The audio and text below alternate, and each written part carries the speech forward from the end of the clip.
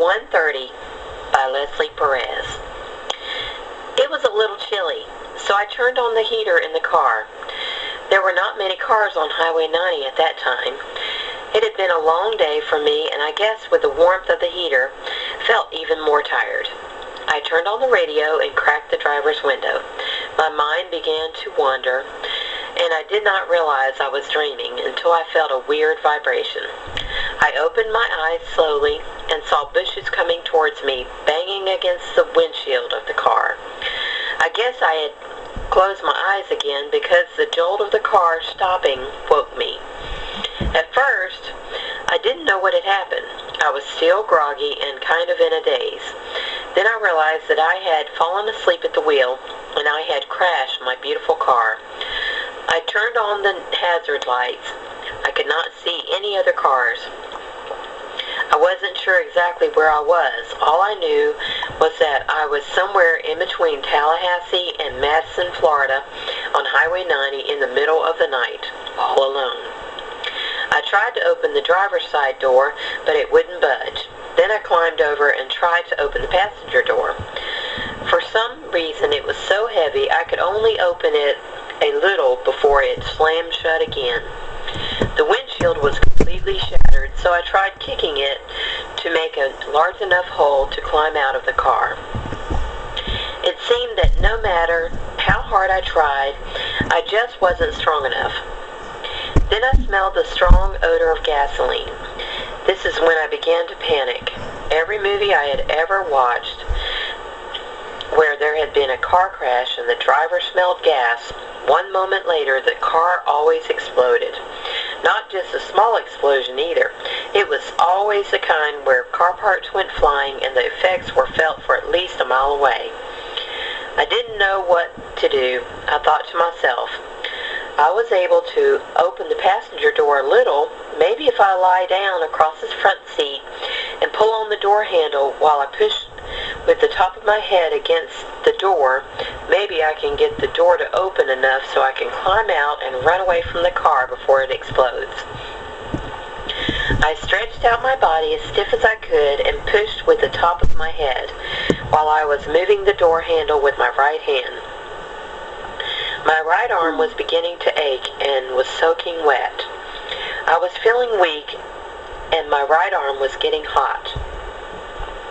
I tried pushing with my head, but I still could not open the door enough to climb out, and it slammed shut again.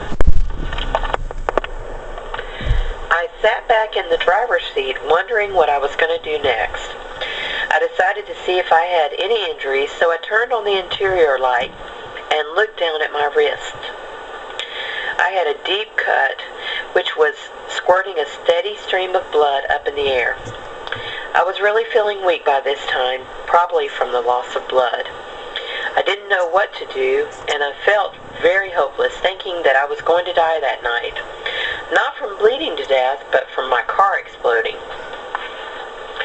The whole situation was becoming so overwhelming for me, and I did what I always have done when I feel this way. I began to cry. For someone who was such an independent woman of the world a few hours earlier, I sure was acting like a baby now. I probably was crying so loud that I did not even hear the voices of the two young men shouting, "Are you all right, lady?" and their fists banging on the passenger window.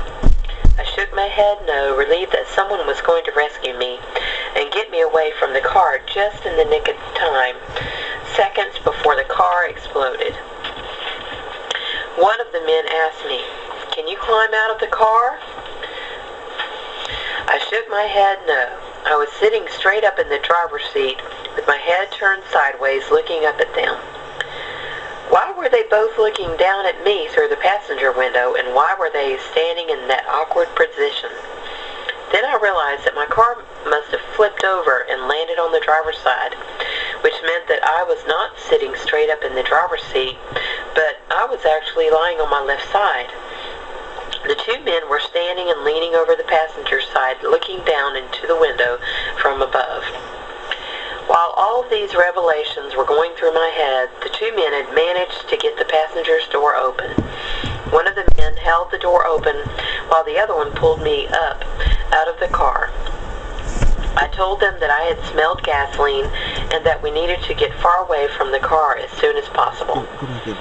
They carried me about 10 yards from the car, one holding my arms and the other holding my legs, and laid me on my back on the ground. I was not going to die from the car explosion.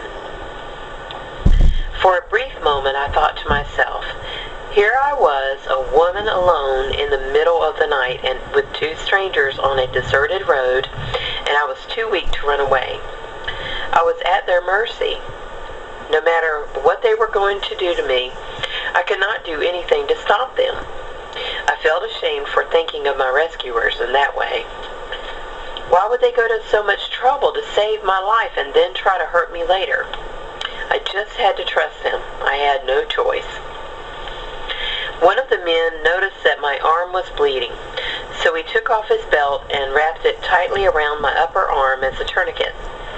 The other man took off his shirt to use as a bandage for my wound. I said thank you to both of them through my tears. By this time, the pain in my arm was becoming quite intense.